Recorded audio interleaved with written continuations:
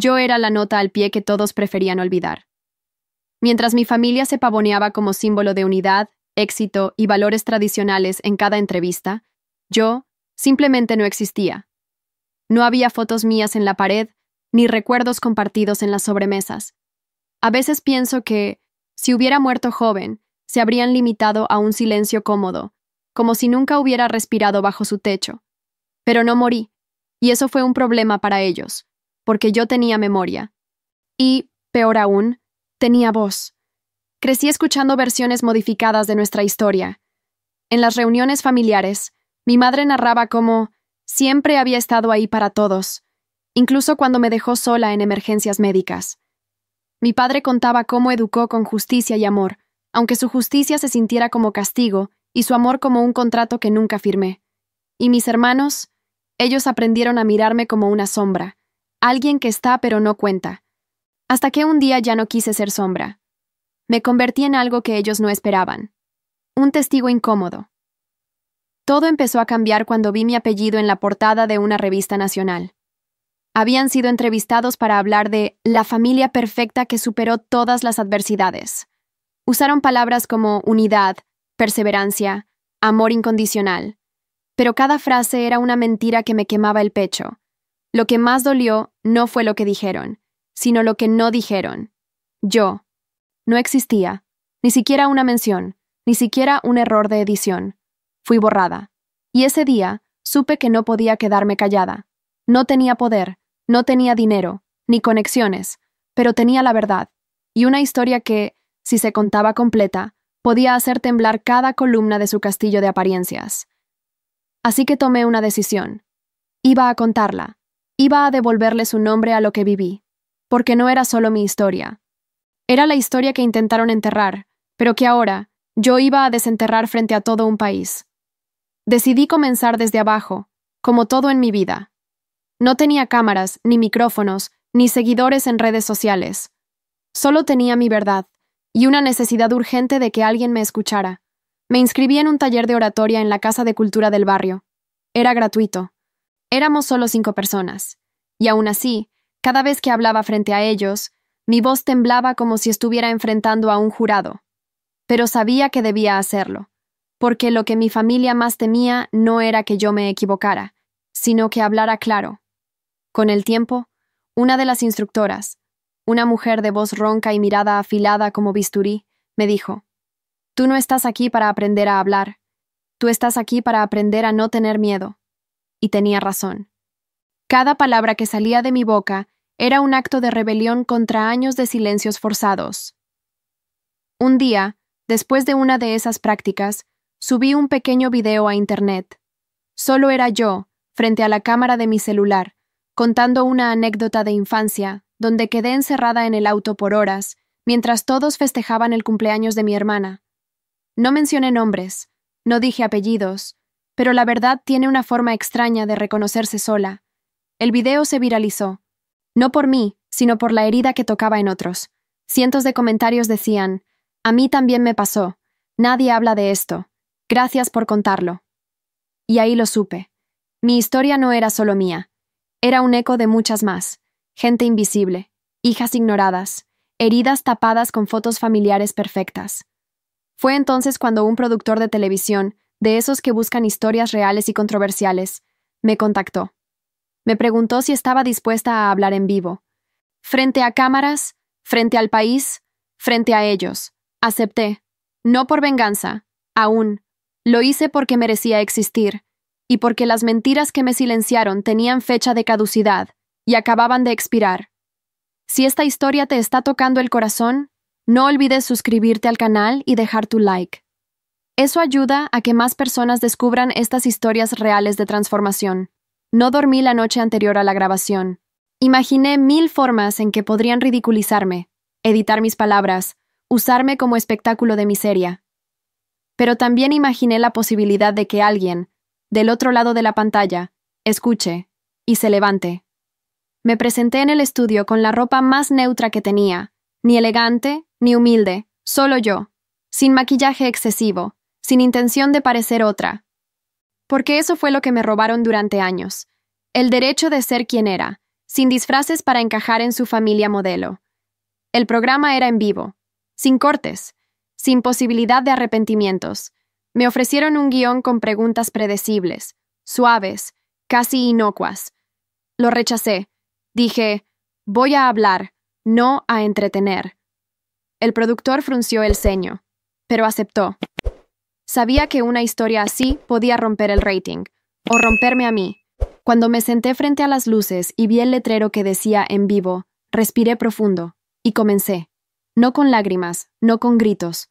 Comencé con silencio, y luego con una frase que lo cambió todo.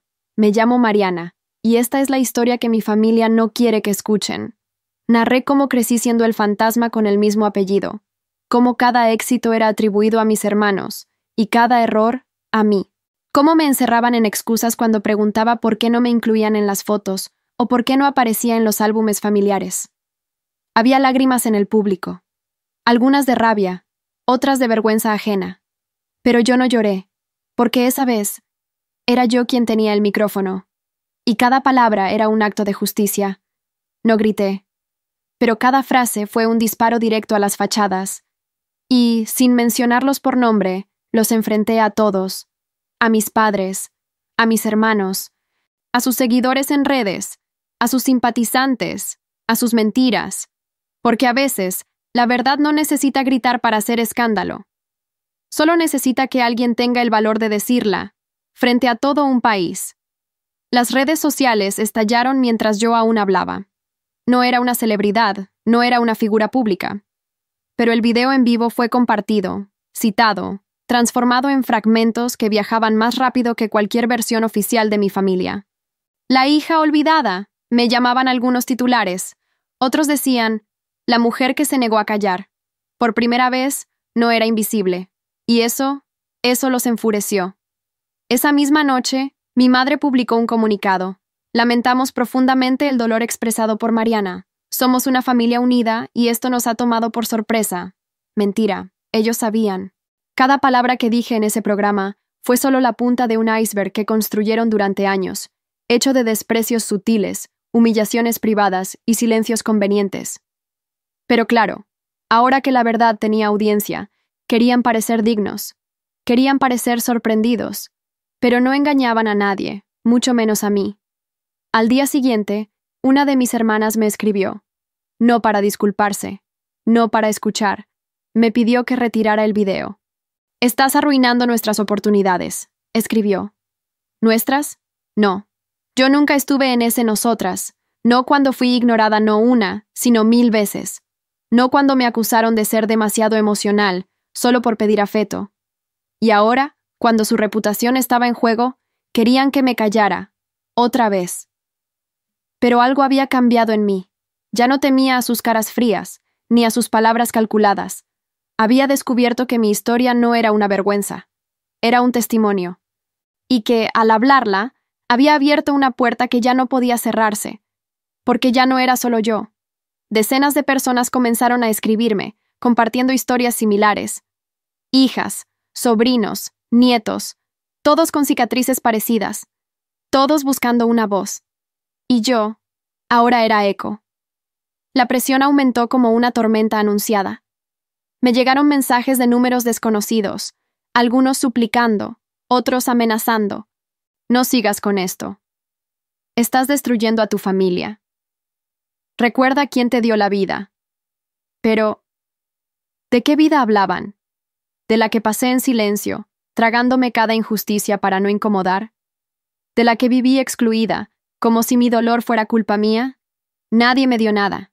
Yo me reconstruí desde los escombros de su perfección forzada. Los medios comenzaron a investigar por su cuenta.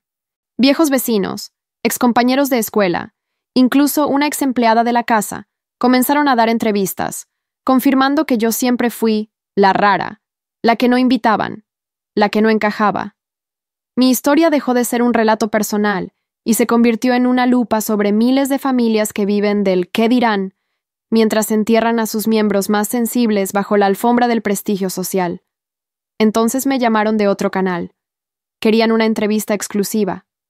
Me ofrecieron maquillaje, estudio de grabación, luces, edición profesional. Pero puse una sola condición. No quiero que maquillen mi historia. Déjenla cruda, como fue. Y así lo hicimos. Grabamos un documental que no era sensacionalista, era real. Mi infancia sin cumpleaños celebrados, los castigos semanales por falta de carácter, las reuniones familiares donde me sentaban lejos para que no arruinara el ambiente. Todo salió al aire. Y ahí fue cuando mi padre, el gran orador de la familia, el que siempre se jactaba de controlar las narrativas, me envió una carta escrita a mano, no para disculparse, sino para advertirme: estás jugando con fuego, y el fuego quema. Yo la leí, y sonreí, porque él no entendía algo básico. Yo ya me había quemado toda. Lo que quedaba de mí era puro acero. El documental fue un antes y un después. Me llegaron mensajes de productoras, editoriales, incluso universidades queriendo que contara mi experiencia. Pero yo no quería fama, nunca fue eso. Quería recuperar lo que me arrebataron, mi existencia dentro de una historia familiar que usaron como estandarte, pero que construyeron sobre el silencio de una hija incómoda. Porque eso fui para ellos, un error que aprendieron a esconder con discursos bien editados. Días después, una periodista joven y frontal me propuso algo más arriesgado: participar en un programa especial sobre familias rotas por las apariencias. Querían invitar a alguno de mis familiares. Dudé. ¿Valía la pena? Pero accedí. Pensé que tal vez, si se atrevían a aparecer, habría al menos un atisbo de verdad. Mi madre aceptó. Me senté frente a ella en un set blanco, con cámaras por todos lados, y por un instante sentí que tenía 8 años de nuevo. La miré, y ella no me sostuvo la mirada. Cuando la conductora le preguntó por qué yo no aparecía en los álbumes familiares que mostraban en las entrevistas, mi madre tartamudeó. Dijo que había sido un descuido, que todos cometemos errores. Yo me quedé en silencio, no por respeto, sino porque ese momento decía más que cualquier palabra. Luego la conductora me preguntó si quería decir algo. Y sí, quise. Pero no sobre mí, dije. Esto no es solo mi historia. Es la historia de todos los que fueron editados, borrados o ignorados, por no ser lo que sus familias querían mostrar al mundo. Hubo un silencio espeso. La cámara enfocó los ojos vidriosos de mi madre, pero no lloró, porque para llorar hay que tener algo que duela. Y yo ya no sabía si a ella le dolía la verdad, o el hecho de que ahora el mundo la viera sin maquillaje emocional. Ese fue el momento en que entendí. No hay redención sin responsabilidad, y ella aún no estaba lista para asumirla. Después de aquel programa, mi nombre dejó de ser un susurro en la familia. Se convirtió en una herida abierta que todos querían tapar, pero nadie quería limpiar. Me enteré por terceros que habían organizado una cena de reconciliación, una reunión familiar para limar asperezas. Pero, claro, no me invitaron. Reunirse a hablar de mí sin mí. Qué irónico, qué familiar. Así funcionaron siempre. Cuando algo se rompía, lo escondían bajo la alfombra, y si no cabía, lo echaban de casa. Esa noche, mientras ellos brindaban por su propia redención en falso, yo recibí un mensaje inesperado. Una mujer mayor, con el mismo apellido que yo. Tía Clara. Una tía que apenas recordaba, exiliada de la familia hacía décadas por asuntos personales, según decían. Me confesó que había visto el programa, y que su historia no era tan diferente de la mía. También fue silenciada, ridiculizada, enviada al margen. Me invitó a su casa, a un café, a una conversación sin guiones. La encontré en una casita sencilla, llena de libros, plantas y fotos. Fotos de ella, sola, pero sonriente. Me dijo: Mariana, lo que hiciste es valiente, pero también es peligroso. Cuando rompes el silencio, sacas de su zona de confort a quienes viven del engaño, y ellos no van a perdonar que los hayas obligado a mirarse al espejo. Me sentí vista, como si por primera vez alguien entendiera que mi lucha no era por revancha, sino por reparación. Esa noche no lloré, no porque no doliera, sino porque ya no estaba sola. Había algo poderoso en esa conexión intergeneracional, como si al hablar ella me estuviera devolviendo una historia que también le robaron. Me fui con una certeza. Ya no necesitaba sentarme en su mesa, porque yo estaba construyendo la mía, y en ella nadie iba a ser borrado. 2 semanas después, recibí flores, un ramo caro, de esos que mi madre siempre decía que solo se enviaban a las mujeres valiosas. El remitente, mi padre, había una tarjeta, fría, precisa, como él. Lamento que te hayas sentido excluida. Siempre serás parte de esta familia. Hablemos. Leí la frase varias veces, y en cada una me dolía más la manipulación. No lamentaba lo que habían hecho.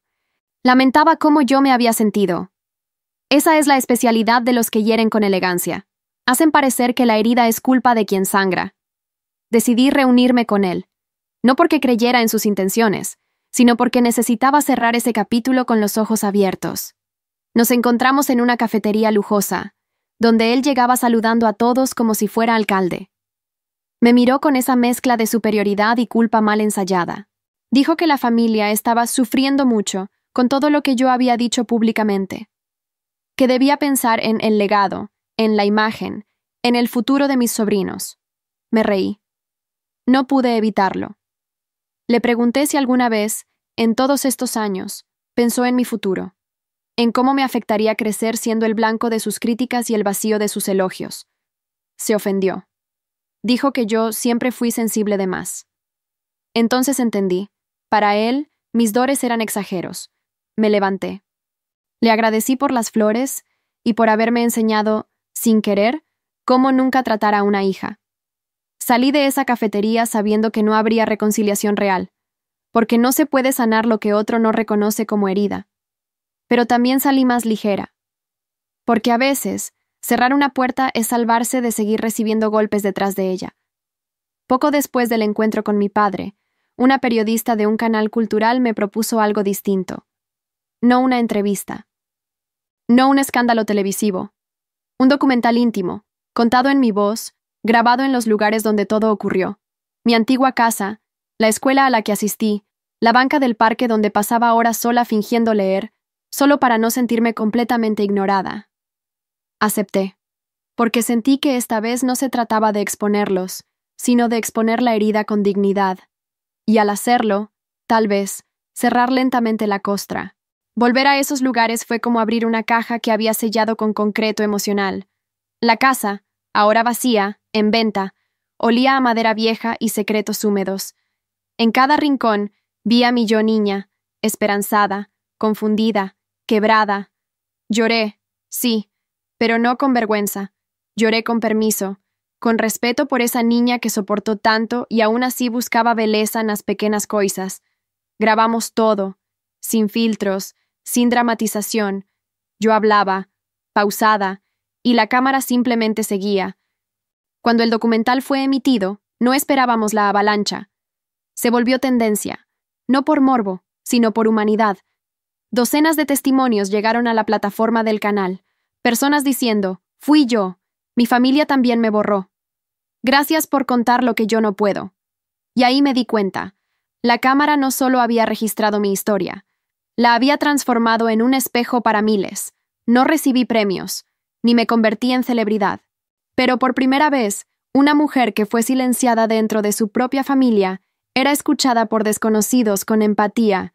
Y eso vale más que cualquier reconciliación fingida, porque a veces la redención no viene de quienes nos rompieron, sino de quienes reconocen nuestras piezas rotas y las honran. El documental no solo cambió la percepción del público, cambió la mía. Me vi, por primera vez, con ojos compasivos, no como víctima ni como heroína, sino como una mujer que sobrevivió sin volverse piedra, que sangró, sí, pero que no se secó por dentro. Y justo cuando ya no esperaba nada de nadie, comenzaron a llegar mensajes inesperados, de primas con las que nunca tuve relación, de una excuñada que me confesó, siempre supe que te trataban mal, pero me callé, y de mi hermano menor, el único que nunca me miró con desprecio. Su mensaje fue corto, te vi, y lloré, no sabía todo. Perdón. Era la primera vez en años que alguien de mi sangre no me pedía silencio, mas sin perdón. No respondí de inmediato, no por orgullo, sino porque necesitaba sentir que ese pedido vine de verdad, en aun de culpa social. Días después, me llamó, y hablamos, lloramos, nos quedamos en silencio largo rato. Pero ese silencio no era el de antes, era uno que construía, no que excluía. me contó cosas que yo no sabía. Que había intentado preguntarle a mis padres por qué me trataban diferente. Que le dijeron que yo era inestable, muy difícil de querer. Que aprendió a no acercarse para no meterse en problemas. Y ahí entendí que, dentro de las familias rotas, también hay víctimas silenciosas que cargan culpas que no les pertenecen. Lo perdoné. No porque lo necesitara, sino porque él sí lo buscaba de verdad. Fue la primera conversación donde sentí que alguien me escuchaba con el corazón abierto. Y en ese pequeño gesto, supe que algo empezaba a cicatrizar. No todo estaba perdido, no todos estaban ciegos. A veces, para romper el patrón, basta que una sola persona decida ver y no mirar para otro lado. Un mes después, llegó una carta por correo, manuscrita, con papel grueso y bordes dorados. Invitación formal a la gala benéfica anual de la Fundación Familiar. Esa misma fundación que mis padres fundaron en nombre de los valores familiares. Esa misma que cada año hacía eventos donde se premiaba la unidad, el amor incondicional, la superación en familia. Siempre supe de esos eventos, siempre vi las fotos en redes. Yo nunca estuve, pero ahora, tras la exposición pública de mi historia, me invitaban como miembro de honor. Al principio creí que era una broma. Luego, un intento desesperado de limpiar imagen. Pero después entendí, era una jugada. Si asistía, ellos podrían decir que todo estaba perdonado, que eran magnánimos, que la familia se había reunido. Podrían usarlo como un trofeo de reconciliación. Pero yo no soy un trofeo. Soy la cicatriz que no pudieron esconder. Y si me iban a invitar, entonces yo iba a decidir cómo entrar. Acepté, pero con una condición. Quería dar un pequeño discurso. Dijeron que sí, sin saber que el silencio que cargué por tantos años ahora se había convertido en verbo afilado. Fui a la gala con un vestido sencillo y una presencia firme.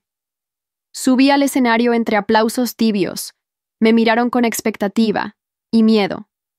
Tomé el micrófono, respiré hondo y hablé. Sobre exclusión, sobre silencio, sobre el dolor de ser invisible entre los tuyos, y sobre el poder de contar tu propia historia. No mencioné nombres, no expuse detalles íntimos, pero cada palabra cortó como bisturí. Al terminar, hubo silencio. No un silencio incómodo, un silencio verdadero. De esos que llegan cuando la verdad por fin aterriza entre quienes fingían no verla. Después de ese discurso, no hubo abrazos fingidos ni fotos sonrientes. Solo miradas esquivas, murmullos entre dientes y un aplauso débil que se apagó antes de empezar. Y eso estuvo bien. No fui a buscar aplausos. Fui a recuperar algo más profundo. El derecho de existir en una historia que durante años me negó. Salí de ese evento con la frente en alto, con la certeza de que mi voz, esa que tanto molestó, ya no podía ser silenciada. Porque ahora mi historia ya no les pertenece. Es mía. Solo mía. Con el tiempo, algunas puertas se cerraron definitivamente. Algunos familiares me bloquearon. Otros fingieron que nunca me conocieron. Pero lo curioso fue lo que vino después. Personas desconocidas comenzaron a escribirme, no para revivir el dolor, sino para agradecerme. Una profesora me contó que creó un espacio en su aula para escuchar a estudiantes que se sentían invisibles. Una joven dijo que, después de ver mi historia, se atrevió a buscar ayuda psicológica. Una madre reconoció que estaba repitiendo, con su hija, el mismo patrón que mi familia tuvo conmigo. Entonces me invitaron de nuevo al canal donde todo comenzó. Pero esta vez, no como víctima, ni como escándalo mediático. Me presentaron como la mujer que transformó el silencio en eco. Sonreí, porque eso que un día me hizo sentir menos, mi sensibilidad, mi insistencia, mi dolor, ahora era fuerza, era testimonio, era puente para otras historias que también merecen ser escuchadas, y no por venganza, sino por justicia emocional. Hoy, cuando me miro al espejo, ya no veo a la hija borrada. Veo a la mujer que decidió reescribir lo que otros censuraron, que convirtió su herida en camino, que habló, aunque temblara, y entendí algo que nadie me enseñó. A veces, la venganza más poderosa no es destruir al otro, es reconstruirte a ti misma frente al mundo entero. Gracias por llegar hasta aquí. Si alguna vez viviste algo parecido, comparte tu historia en los comentarios. Suscríbete para no perderte nuestras próximas historias de venganza silenciosa, porque a veces el mayor grito es el silencio.